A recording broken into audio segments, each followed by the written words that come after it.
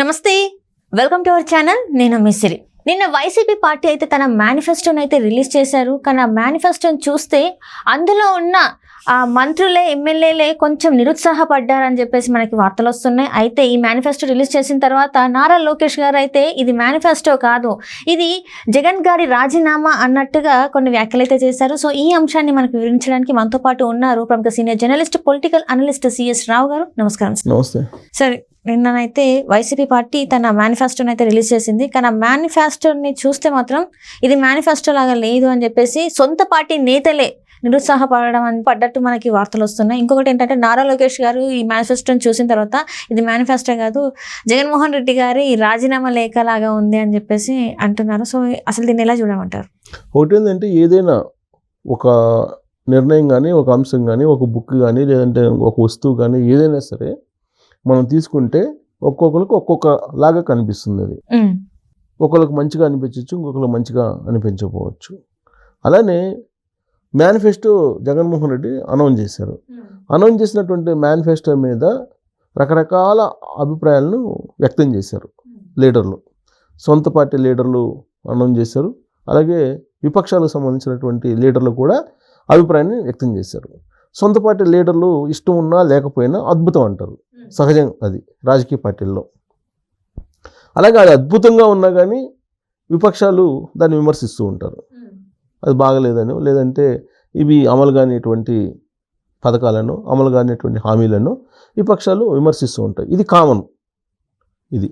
కానీ జగన్మోహన్ రెడ్డి నిన్న ప్రకటించినటువంటి మేనిఫెస్టో మీద మనం విశ్లేషణ చేసుకుంటే అది నిజంగానే లోకేష్ అన్నట్టు రాజీనామా పత్రం లాగా ఉందా, జగన్మోహన్ రెడ్డి రాజీనామా పత్రం లాగా ఉందా, లేదంటే అది ప్రజలకు ఎంతో కొంత ఉపయోగపడేలాగా ఉందా అని చెప్పి కనుక మనం విశ్లేషణ కనుక చేసుకుంటే 5 సంవత్సరాలు ముఖ్యమంత్రిగా చేశాడు జగన్మోహన్ రెడ్డి. నెక్స్ట్ 5 yearsకి ఆయన ఏం చేయబోతున్నాడు అని చెప్పే దాంట్లో తడబడ్డారేమో అనిపిస్తుంది ఆ మేనిఫెస్టోని చూస్తే. ఎందుకనంటే ఇప్పుడు ఇస్తున్నటువంటి నవరత్నాలు ఏవైతే ఉన్నాయో ఆ నవరత్నాలు నేను కంటిన్యూ చేస్తాను, నవరత్నాలు 2.0 అన్నారు ఆయన. ఆ నవరత్నాలు 2.0 ఏంటి? అమ్మఒడి 15,000 ఇస్తున్నారు, దాన్ని 17 చేస్తాను, అంటే 2,000 పెంచిస్తాను. అలాగే పెన్షన్, సామాజిక పెన్షన్లు 3,000 ఇస్తున్నాను, 3,500 ఇస్తాను. ఎలా ఇస్తాను? విడతల వారీగా ఇస్తాను. గతంలో కూడా ఇదే చెప్పారు. గతంలో కూడా 2,000 నుంచి 3,000 ఇస్తానని చెప్పారు. ఆ 2,000 నుంచి 3,000 అయ్యేటప్పటికి 5 సంవత్సరాలు పట్టింది. ఇప్పుడు ఆయన 500 పెంచిస్తానంటున్నాడు. ఈ 500 కూడా 5 సంవత్సరాల్లో పెంచిస్తానంటున్నాడు. అంటే 2 విడత, అంటే ఇప్పుడు ఇవ్వడు. 2028కి ఒక 250, 2029కి ఇంకో 250.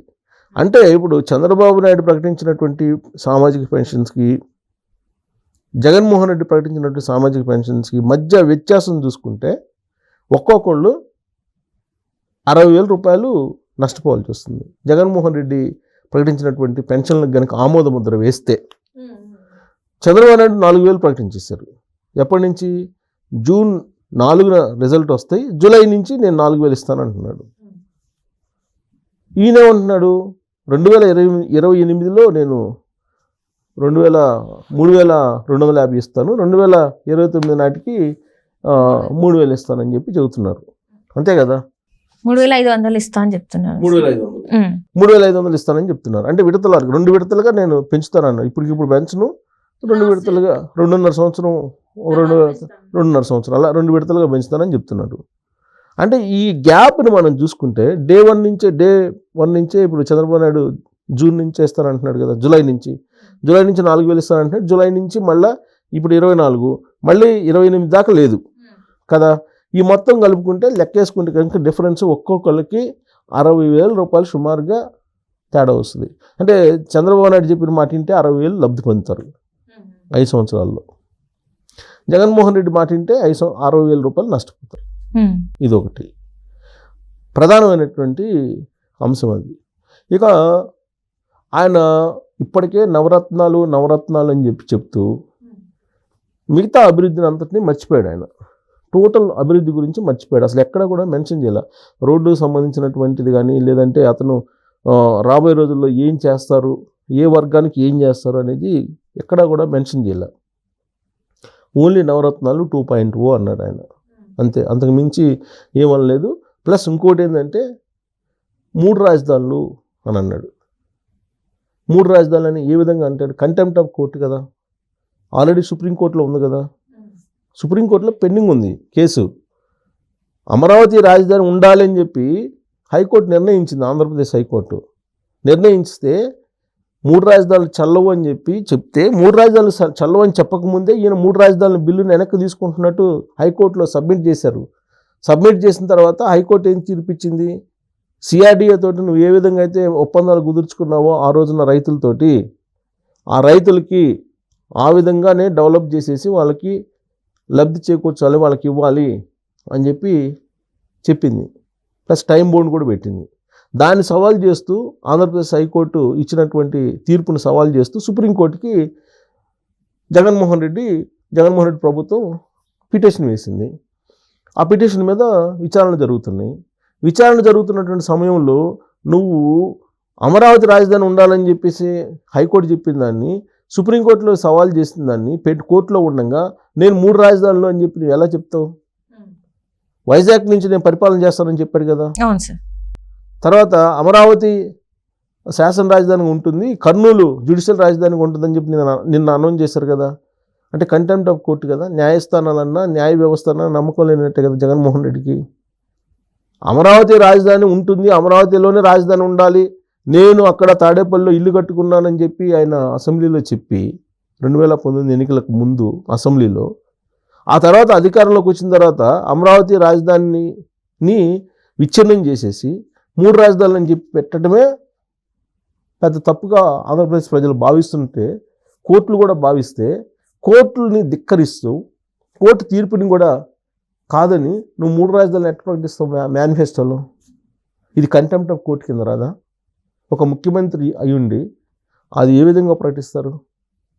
అంటే జగన్మోహన్ రెడ్డికి ఒక వ్యూ అంటూ లేదు. అన్ని పార్టీల్లో అమరావతి రాజధాని అని అంటుంటే ఈయన మాత్రం 3 రాజధానులు అంటున్నారు. ఒక రాజధానికే దిక్కు లేదు అని అంటుంటే 3 రాజధానులు అని చెప్పి జగన్మోహన్ రెడ్డి అంటాడు. సో ఇది మేనిఫెస్టోలో పెట్టారు. ఇవి చూసిన తర్వాత ఇది రాజీనామా పత్రం అన్నట్టుగానే లోకేష్ అన్నట్టుగానే ఉంది. అది రాజీనామా పత్రం లాగా లేకపోతే ఏ విధంగా నేను రాయలసీమని డెవలప్ చేస్తాను, ఏ విధంగా కోస్తా ఆంధ్రాని డెవలప్ చేస్తాను, ఏ విధంగా ఉత్తరాంధ్రాని డెవలప్ చేస్తాను అనేది నీ దగ్గర బ్లూ ప్రింట్ అనేది ఒకటి ఉండాలి కదా మేనిఫెస్టోలో. ఇదిగో ఈ వనరులు ఉన్నాయి ఉత్తరాంధ్రలో, రాయలసీమలో ఈ వనరులు ఉన్నాయి, ఆంధ్రలో ఈ వనరులు ఉన్నాయి, మన దృక్కోణం ఇలా ఉంది. ఇప్పుడు నాకు అధికారం ఇస్తే 2029 నాటికి నేను ఆంధ్రప్రదేశ్ని ఇదిగో ఈ విధంగా నేను మీ ముందు ఉంచుతానని చెప్పి ఒక ఆవిష్కరణ చేయాలి కదా మేనిఫెస్టోలో. ఎక్కడ చేశాడు ఆయన? చేయకపోగా మళ్ళా ప్రాంతీయ తత్వాన్ని లేపేలా ఆ మేనిఫెస్టోని తయారు చేశాడు. ఇది కోర్టు ధిక్కరణ కింద వస్తుంది ఒకటి. ప్లస్ ఆ మేనిఫెస్టోని చూస్తే నవరత్నాలు 2.0 అసలు సంక్షేమ పథకాలు అనేవి ఆద్యం పోసింది ఎన్టీ రామారావు. ఆ తర్వాత వాటిని కంటిన్యూ చేసుకుంటూ వచ్చారు మిగతా వాళ్ళు. ఈయన నగదు బదిలీ చేస్తున్నాడు అంతే, అంతకుమించి ఈయన సంక్షేమ పథకాలను క్రియేట్ చేయలేదు జగన్మోహన్ రెడ్డి. ఇప్పుడు సూపర్ 6లు ప్రకటించాడు చంద్రబాబు నాయుడు. ఆ సూపర్ 6ల పథకం సంబంధించి వాటిని అమలు చేయడానికి ఎక్కడి నుంచి ఎలా డబ్బులు వస్తాయో కూడా చెప్తున్నాడు ఆయన. ఇవి కాకుండా ఆంధ్రప్రదేశ్ని ఏ విధంగా డెవలప్ చేస్తానని చెప్పి చెబుతున్నాడు. అమరావతి రాజధాని నేను నిర్మిస్తాను, ఆగిపోయింది, దాన్ని నిర్మించాలని చెప్పి చెప్తున్నారు. విశాఖలో ఏం చేయాలని చెప్తున్నారు, రాయలసీమలో ఏం చేయాలని చెప్తున్నారు. ఆయన క్లియర్ కట్ బ్లూ ప్రింట్ చూపిస్తున్నాడు చంద్రబాబు నాయుడు. ఆయన విజన్ డాక్యుమెంట్ చూపిస్తున్నాడు. 2047కి ఎలా ఉండాలి, 2029కి ఎలా ఉండాలి అని డాక్యుమెంట్ చూపిస్తున్నాడు ప్రజలకి. మరి ఒకవైపు ఇలా డాక్యుమెంట్ చూపిస్తే ప్రజలకి ఆంధ్రప్రదేశ్ భవిష్యత్తులో ఎలా ఉండాలని చెప్తుంటే చంద్రబాబు నాయుడు, జగన్మోహన్ రెడ్డి ఏం చెప్పారు? నవరత్నాలు 2.0 అంటూ నేను బటన్ నొక్కుతాను, అంతకుమించి నేను చెప్పినట్టుంది. 3 రాజధానులు కడతాను, నేను ఋషికొండలో 500 కోట్ల రూపాయలు పెట్టి విలాసవంతమైన భవనం కట్టించుకున్నాను కాబట్టి అక్కడ ఉంటాను, నేను అక్కడి నుంచి పరిపాలన చేస్తాను, నవరత్నాలు బటన్ నొక్కుతాను. ఇంతకుమించి ఏమన్నా చెప్పాడా ఆ మేనిఫెస్టోలో? అందుకే దాన్ని రాజీనామా పత్రం లాగా ఉంది. అది జగన్మోహన్ రెడ్డి రాజీనామా పత్రం లాగా ఉందని చెప్పి లోకేష్ చేసినటువంటి కామెంట్ ఏదైతే ఉందో దానికి అనుగుణంగానే ఈ మేనిఫెస్టో ఉందని చెప్పి మనం విశ్లేషణ చేసుకోవచ్చు. సరే ప్రతిపక్షాలు అధికార పక్షం పరస్పరం విమర్శించుకున్న మామూలు ఆ మేనిఫెస్టోని విమర్శిస్తే కనుక దాంట్లో ఏమీ లేదనేది మనం చెప్పడానికి అవకాశం ఉంది.